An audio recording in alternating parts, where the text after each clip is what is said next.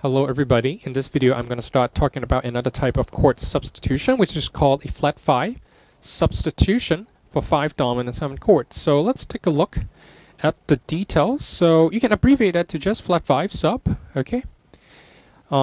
It's specifically a substitute for dominant 7 chords, mostly 5 chords, okay? If you look at this example here, we have C major 7 as our 1 chord, and normally you would have a G dominant 7 go back to the 1 chord. So G7 is the 5 chord. So 5-1 chord progression is a very satisfying chord progression. And the 5-1 bass movement is also very satisfying in music. So we explained that earlier during the scales section, and also in Harmony 1, I believe.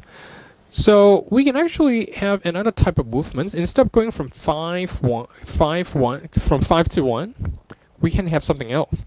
So if you go up a flat 5 from G, the 5 chord, so G, A, B, C, D, so D flat, flat 5, and make it a dominant 7 chord. This chord here can also act as a away from home chord that wants to resolve to C major 7. So instead of playing G7, you can actually play D flat dominant 7. And this is the flat 5 sub of G dominant 7.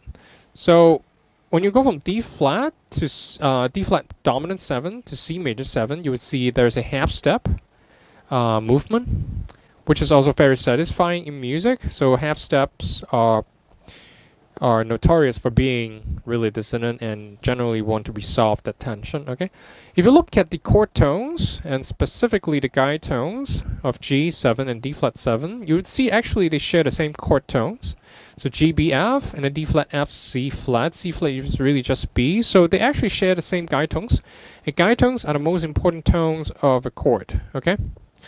And that third becomes the 7th, the 7th becomes the 3rd if the roots are a flat 5 apart, okay? So whenever you produce a dominant 7 chord with a root that is a flat 5 apart from the original one, you will have a relationship like that, okay? So again, the original chord must be a resolving dominant, so G7 going to C minor 7, C7, C major 7, they would all work. So the reason being G7 is a resolving dominant, or another term for that would be functioning dominant. So whenever you see a situation like that, you, in the back of your head, should know that, hey, there's another choice. I can go D flat 7, okay? So that's the substitution for G7. So why would we want to do that? And one primary reason is that we want to create a descending chromatic bass line. Okay, so let's check it out. So 2-5-1 is a very satisfying chord progression. So you go up a fourth every time, which is the most satisfying bass movement in music. So D, E, F, G, G, A, B, C. So every time you go a fourth, right? Which is exactly the same as going down fifth every time. So I always count up, so that's why I say it goes up a fourth every time. But of course, in reality, you should know that it can either go a fourth or go down a fifth.